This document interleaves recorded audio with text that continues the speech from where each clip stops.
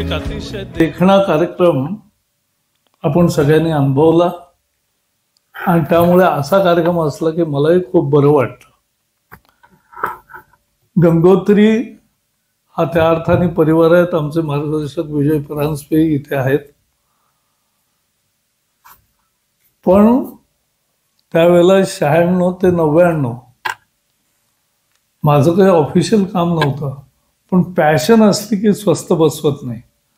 आणि त्यामुळे आम्ही कोळवण खोऱ्यामध्ये जिथे 100 इंच पाऊस पडून तरी एकच पीक यायचं, तेव्हा त्यामुळे त्याच्यामध्ये पाणलोट क्षेत्र विकास हे काम करायचं आणि तिथे पाण्याची उपलब्धता वाढवायची असा प्रकल्प केंद्र सरकारचा होता. तो आम्ही घेतला आणि यातली तांत्रिक बाजू मला काहीच माहीत नव्हती. तेव्हा गंगोत्री सगळेजण आलेच येतात इथे. हे सगळे रोज आम्ही एकत्र काम केलं आणि 4 वर्षाच्या कामानंतर अतिशय चांगलं देखणं उपयोगी काम झालं. म्हणजे जिथे एकच पीक येत होतं तिथे आता 3 पिकं येत आहेत आणि जिथे पाणी मिळत नव्हतं जानेवारी नंतर तिथे पाणीच पाणी झालंय. फक्त मला एकच वाईट वाटतं की तिथे ऊसच काढायला लागले लोक.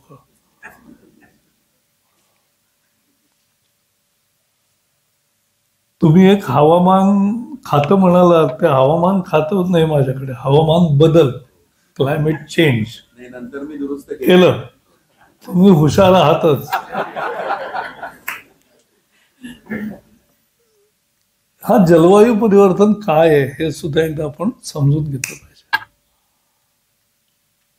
जगाची रचना, निसर्गाची रचना अशीच आहे, कॉम्प्लिमेंटरी आहे. आपण कार्बन डायऑक्साईड सोडतो, वनस्पती तो घेतात. वनस्पती ऑक्सिजन सोडतात, तो आपल्याला लागतो. त्यामुळे it's a very complimentary construction. बिघडली कधी? जशी लोकसंख्या वाढत झाली तसा एक भाग झाला. पण त्यापेक्षा औद्योगिक क्रांतीनंतर जेव्हा कोळशाचा अमाप वापर सुरू झाला आणि कोळशाच्या अमाप वापरामुळे सगळीकडे कार्बन एमिशन खूप वाढलं, तो या समस्येचं मूळ आहे.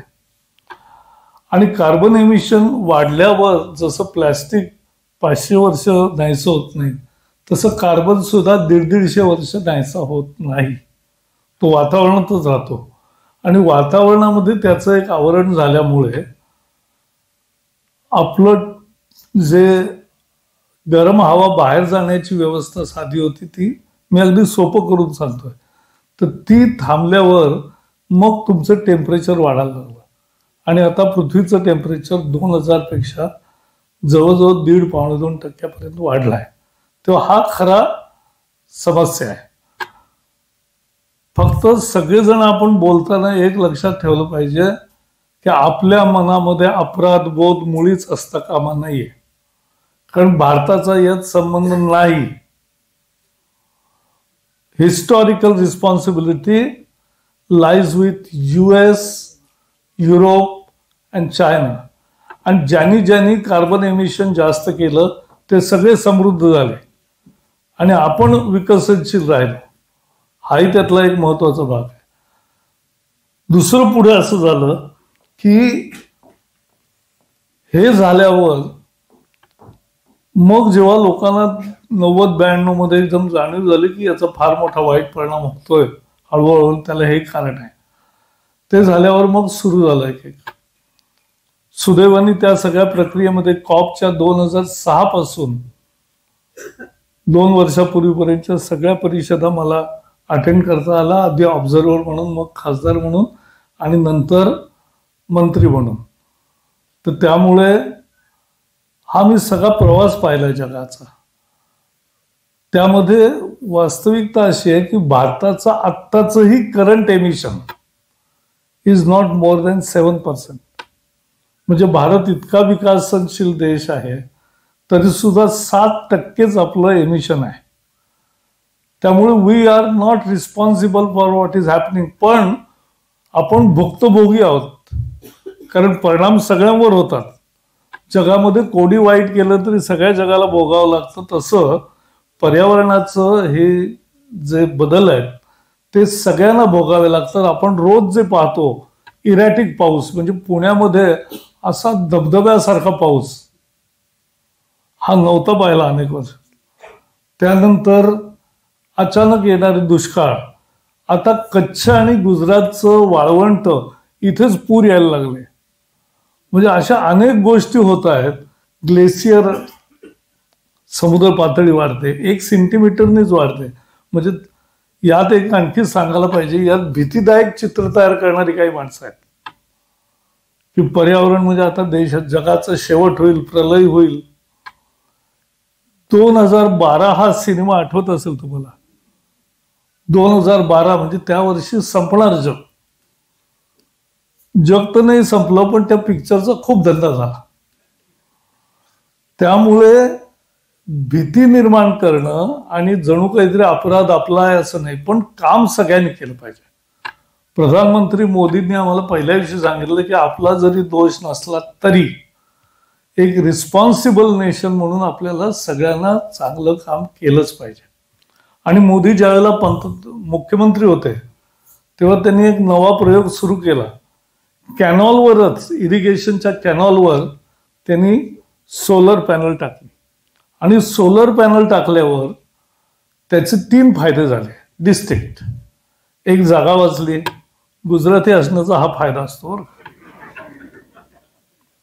जागा वाचली, पाणी बाष्पीभवन थांबलं आणि पाणी जेव्हा खालून वाहतं थंड, त्यावेळेला 15% जास्त वीज निर्माण होते. हे त्याचे 3 डिस्टिंक्ट फायदे होते.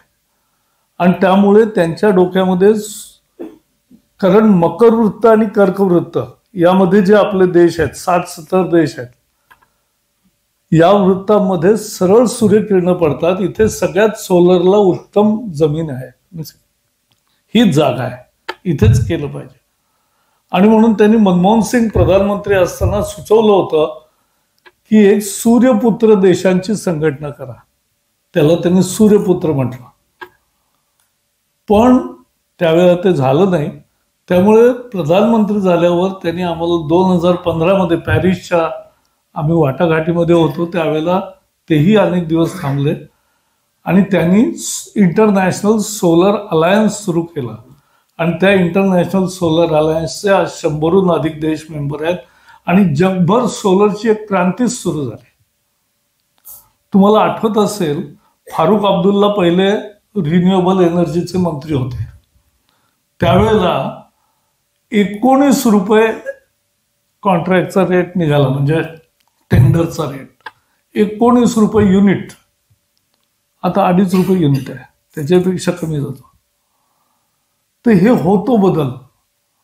आणि याचं कारण आपण वाढवलं. आपले फक्त 2 गिगावॉट्स एवढंच आपलं 14 साली उत्पादन होतं. आज 150 गिगावॉट एवढं आपण सोलरचं उत्पादन केलंय. हा फार मोठं भारताचं यश आहे. आणि आपण 500 गिगावॉटचं आता टार्गेट घेतलंय 2030 पर्यंत पूर्ण करण्याचं. आपण 50% ऊर्जा ही रिन्युएबल एनर्जी, म्हणजे नॉन फॉसिल फ्युएल अशी ऊर्जा, मग ती विंड एनर्जी असो, ती आणखी जिओथर्मल असो, ती हायड्रो असो, या सगळ्या प्रोजेक्टमधून आपण 50% वीज 2030 साली वापरू लागू. त्यामुळे आज मोठा प्रश्न, आता सोलर खूप निर्माण होते दिवसभर, सगळ्या घर आता लागलेले आहेत, फॅक्टरीवर लागलेत, सगळीकडे लागलेत. आणि ही गती आणखी वाढणार आहे.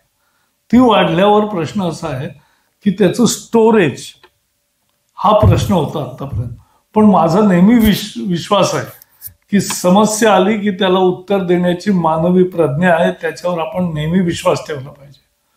आणि त्यामुळे आज स्टोरेज सुद्धा आत्ता जितकं महाग आहे त्याच्यात 10पट, म्हणजे 10% किंमत झाल्याशिवाय पुढच्या 7-8 वर्षात राहणार नाही, एवढं त्याचं यश मोठं येणार आहे. आणि मग अशा अनेक गोष्टी भारतामध्ये नव्या झाल्या असून, दुसरं आणखी एक सांगितलं पाहिजे, भारताची जीवनशैली आहे ती पर्यावरण पूरक आहे. निसर्गाची पूजा करणारा आपलाच देश आहे. आता तुम्ही इथे केलं, दिस इज ओरिजिनल इंडियन सिव्हिलायझेशनल व्हॅल्यू. आणि हे जेव्हा आपण करतो, प्राण्यांची पूजा, सापाची सुद्धा पूजा, रॅप्टाईलची, आणि सगळ्या झाडांची पूजा, असं करणारा देश जगात दुसरा नाही. आणखी एक लक्षात घेतलं पाहिजे, एक कथा फक्त थोडक्यात सांगतो. खेजडी म्हणजे राजस्थानचं गाव, तिथे खेजडी फार चांगली दुर्मिळ झाडं असायची आणि खूप उंच वाढली होती. तिथल्या राजांना एकदा लहर आली की तिथे काहीतरी चांगलं ग्राउंड करायचं, आणि त्यामुळे त्यांनी झाडं कापायचं ठरवलं. त्यावेळेला विष्णोई समाजाचे अमृता देवी यांनी लीड घेतला, आणि अमृता देवी आणि त्यांच्या सहकार्यांनी झाडाला घट्ट मिठ्या मारल्या. म्हणजे ते आपल्याला चिपको आंदोलन, ते आत्ता वाटतं ते नाही, 1730 साली झालंय. आणि ते झाल्यावर राजा म्हटला कापून काढा. 363 माणसांनी आपलं बलिदान दिलं झाडं टेकवण्यासाठी. This is India, this is India,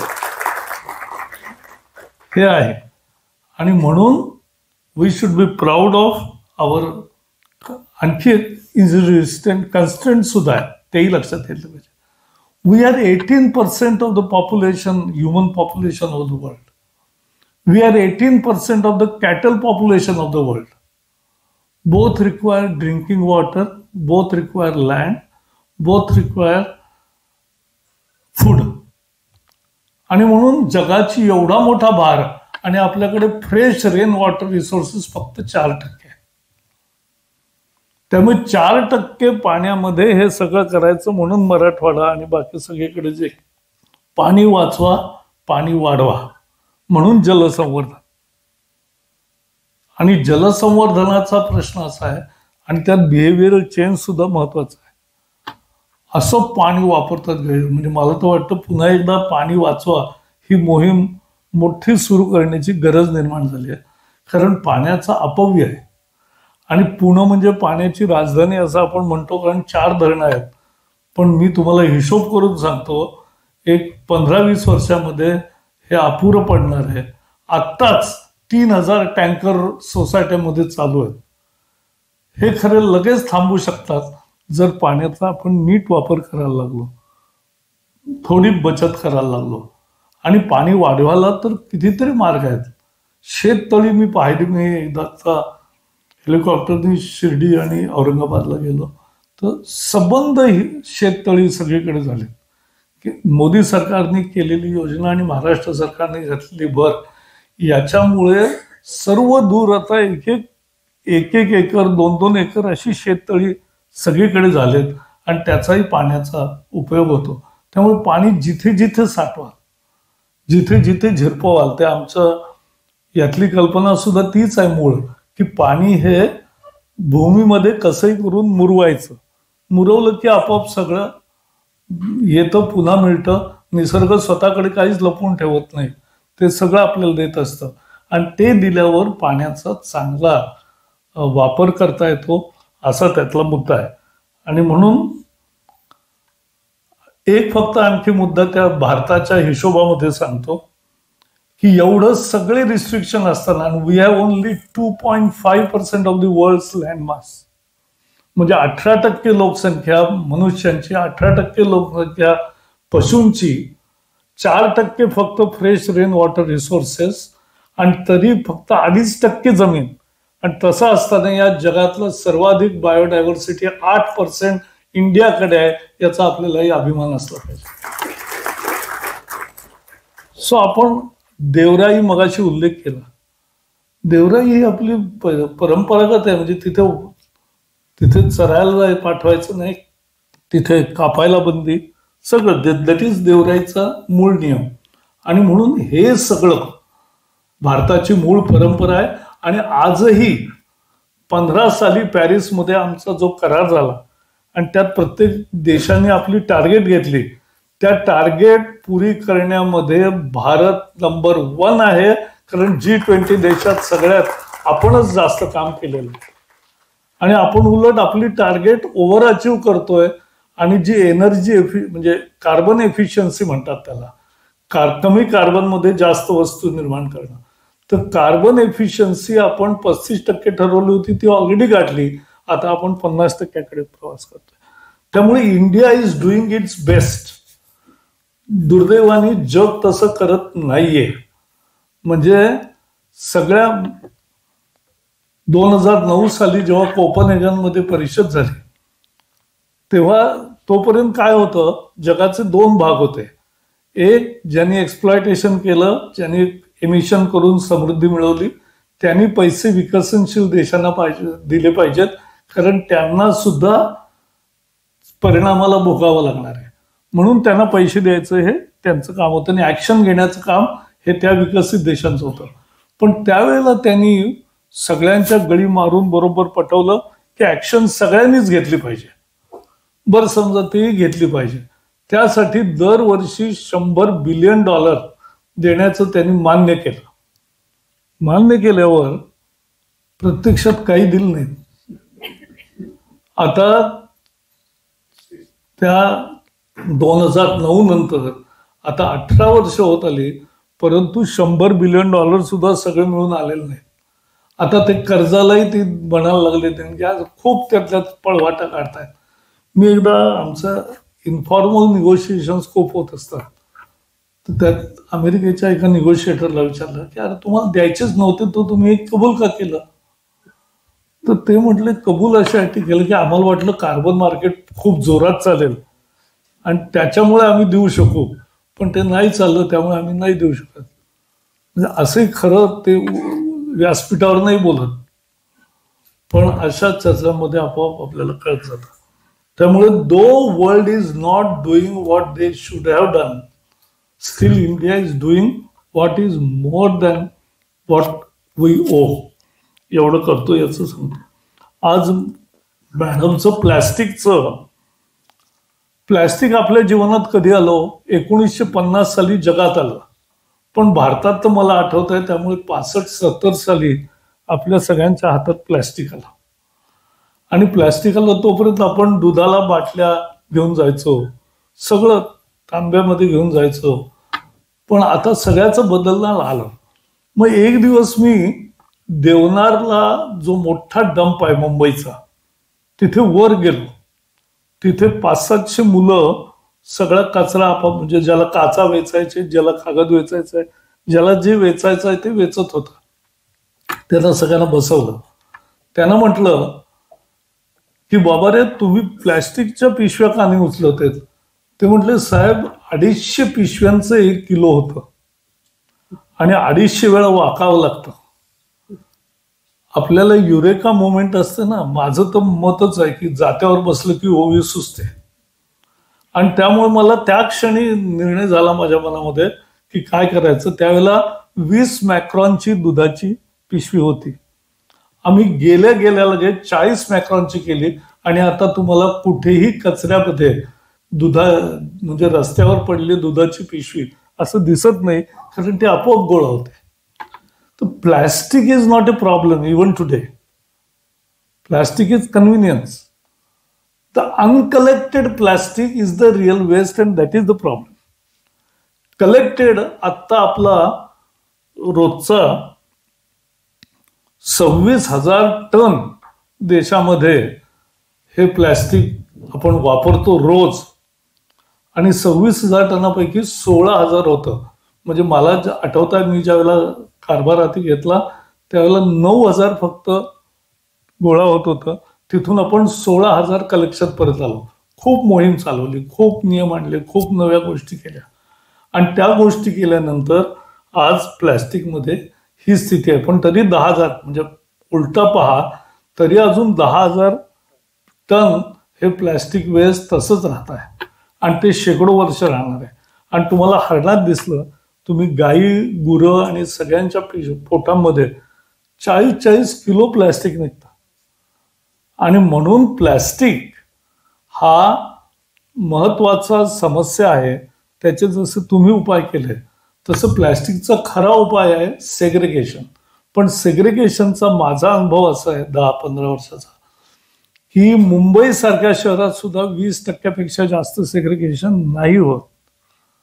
हा एक बिहेवियरल पॅटर्न आहे.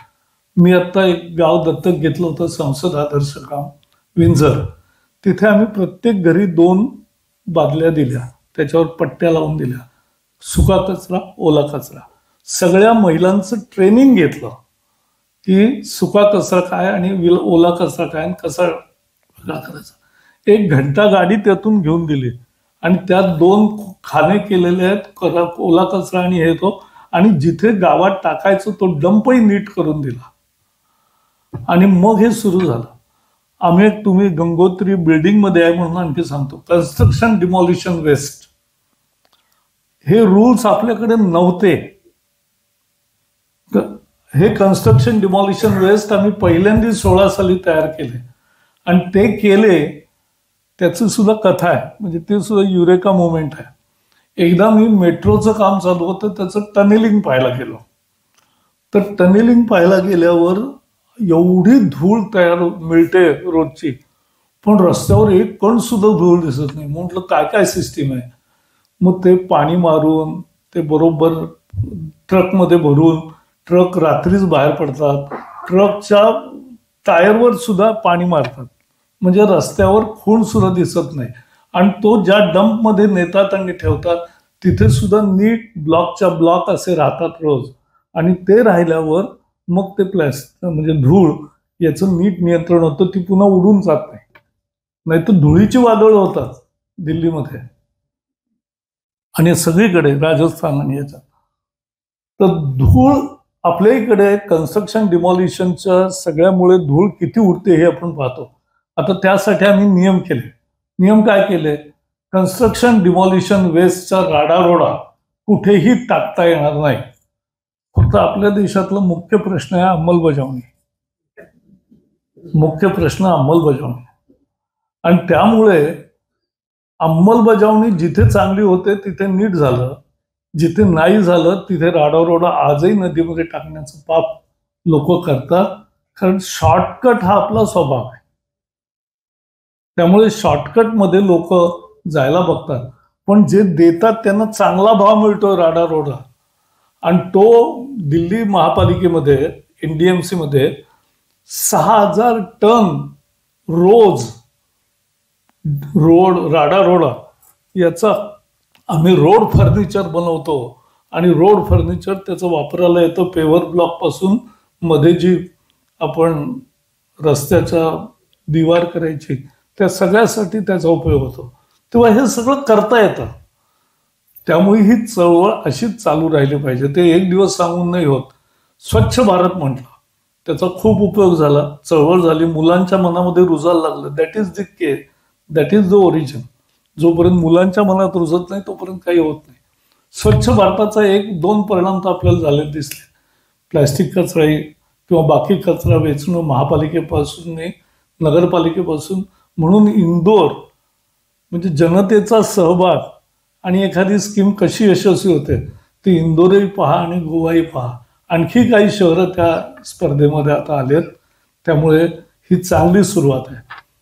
पण त्याचं सुद्धा एक आपण लक्षात घेतलं पाहिजे की कचऱ्याच्या संबंधामध्ये, सफाई करण्यामध्ये कामगारांनाही सहभागी करून घेणं आणि जनतेलाही सहभागी करून घेणं हे सूत्र त्याचं शेवटी आहे.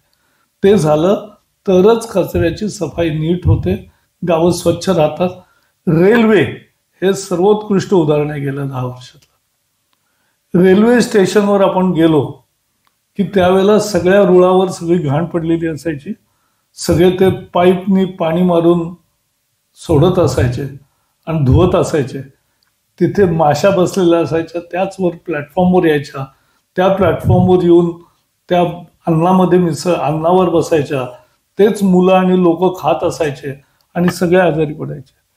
कोणी डॉक्टर जे इथे असतील ते सांगतील गेल्या अनेक वर्षामध्ये, गेल्या काही वर्षांमध्ये डायरियाचे पेशंट अगदी कमी झाले आणि डायरिया डेथ आर प्रॅक्टिकली नील.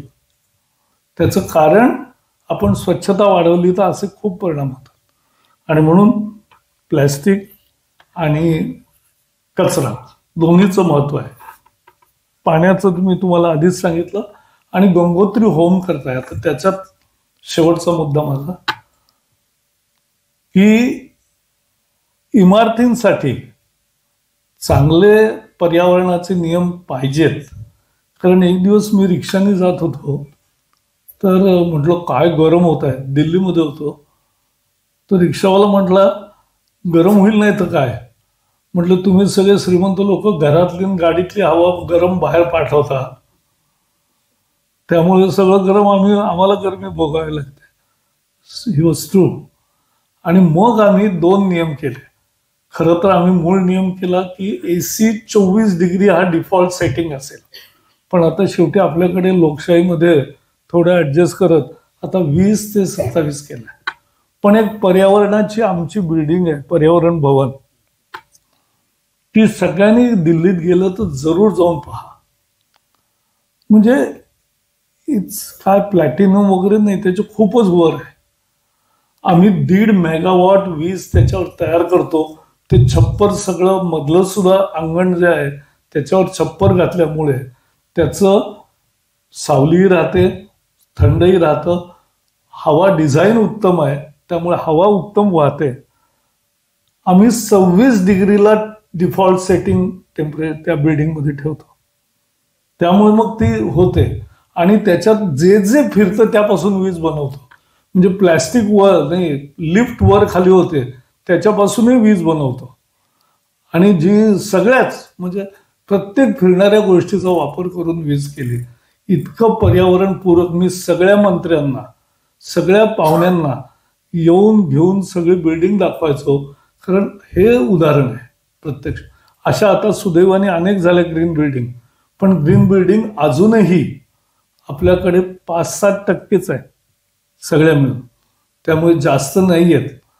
त्यामुळे त्या ग्रीन बिल्डिंग्स या वाढवल्या पाहिजेत. मग आम्ही इथे पुण्यातले आणि अनेक देशभरातले चांगले चांगले बिल्डर जे कमिटेड आहेत सोशली, अशा सगळ्यांचा सल्ला घेऊन आम्ही एक नियमावली तयार केली की 5,000 स्क्वेअर मीटरचा जरी असेल, म्हणजे 50,000 फुटाचा, तरी त्यालाही लागू करायचं.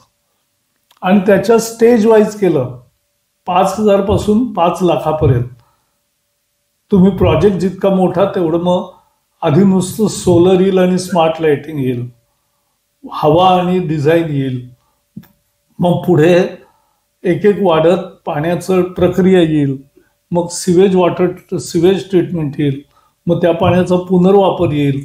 मग तिथे आता अनेक ठिकाणी 2 लाईन्स घालतात, म्हणजे टॉयलेटमध्ये 2 लाईन्स पाईपच्या घालतात की त्याच्यामुळे जे वेस्ट वॉटर आहे, जे प्रक्रिया करून परत घेतलेलं आहे, त्या वॉटरने वॉशरूमचा उपयोग होईल आणि बाकी प्यायला पाणी चांगलं मिळेल. असे खूप प्रयत्न. पण हे सतत म्हणजे एका बाजूनी सरकार आणि दुसऱ्या बाजूनी जनता, असं दोघांनी मिळून हा जो कार्यक्रम केला आणि चालू ठेवला. रोज संस्कार जसे रोज करावे लागतात, पर्वचं आणि हे जसं रोज म्हणावं लागतं तरच लक्षात राहतं, तसं हेही व्हायचं असेल तर सगळ्या जनतेने सहभागी होऊन या कार्यक्रमात घेतलं पाहिजे. आणि नुसती टीका करण्यात अर्थ नाही. शेवट एक उदाहरण सांगतो की विकास विरुद्ध पर्यावरण रक्षण नाही, विकास आणि पर्यावरण रक्षण दोनों साथ साथ. याचं उत्कृष्ट एकच उदाहरण सांगतो, अनेक उदाहरण आहेत माझ्याकडे. दिल्ली मेट्रो. दिल्ली मेट्रोची आता 300 स्टेशन आहेत. आणि ज्या वेळेला दिल्लीचं एक एक मेट्रो स्टेशन बांधलं, दिल्ली खूप घनदाट झाडी आहे, त्यामुळे प्रत्येक ठिकाणी 30-40, 50, 60, 100 सुद्धा कधी कधी झाडं पाडावी लागली. तर झाडं पाडावी लागल्यावर लोक लगेच आरडाओरडा करतात की झाडं पाडली. पण त्याचा हिशोब काय? 15 वर्षानंतर जेव्हा आपण पाहतो तेव्हा त्यातला प्रत्यक्ष हिशोब असा आहे, आणि हा कुणालाही पाहता येण्यासारखा आहे, तपासण्यासारखा आहे, पण तो लक्षात घेण्याची मनस्थिती पाहिजे. हिशोब असा की 44,000 झाडं कापावी लागली. येस, त्यातली 8,000 मोठी जी होती ती ट्रान्सप्लांट केली, आणि बाकीची जी झाडं आहेत त्याच्या बदल्यात एका झाडास 10 झाडं अशी 5 लाख झाडं लावली. आणि त्यातली 4.5 लाख झाडं आज 15-20 फुटापेक्षा सुद्धा उंच झाले. हे समन्यायी विकासाचं, पर्यावरण रक्षण आणि विकास हे दोन्ही साधता येतं, हे आपला विश्वास पाहिजे. एक्स्ट्रीमिस्ट बनू नका, नाही तर मला एन्व्हायरमेंटलिस्ट अनेक भेटतात आणि त्यामुळे प्रश्न होत होते. त्या बैलगाड्यांच्या शर्यतील लोक विरोध करायचे एन्व्हायरमेंटलिस्ट. एकदा सगळ्यांना मी बोलवलं, त्यांना म्हटलं की बाबा रे, तुम्ही सगळे बैलाविषयी काळजी करताय ते चांगलं आहे, त्यातलं मूळ म्हणजे दारू पाजू नये, स्टिरॉइडचं इंजेक्शन देऊ नये, हे सगळं बरोबरच आहे. क्रूरता असता कामा नये, हे बरोबर आहे, ते सगळे आपण बंधनं घालू. पण म्हटलं तुम्ही तर सगळे बैलप्रेमी आहात, म्हणजे तुमच्याकडे बैल असेलच एक. तो कोणाचकडे बैल नव्हता, हे नुसतेच भाषण देणारे. म्हटलं बैल कोण पाळतो? शेतकरी. त्याची काळजी कोण घेतो? शेतकरी. त्याला दवा पाणी कोण करतो? शेतकरी. त्याला खाऊ पिऊन कोण घालतो? शेतकरी. त्याला बागडवतो खेळवतो कोण? शेतकरी. आणि तुम्हाला कोणी सांगितलं म्हटलं की बैलाला धावायला आवडत नाही? असे साधे मुद्दे असतात. पण अशा कथा मी पर्यावरणाचं सांगायला लागलो तर खूप वेळ जाईल. पण आजच्या दोन्ही पारितोषिक विजेते त्यांच्या कामामुळे दिलेलं आहे आणि गंगोत्रीने हा चांगला उपक्रम केला. तुम्ही सगळे सुजाण लोक आलात, सगळ्यांचे धन्यवाद. जय हिंद, जय महाराष्ट्र.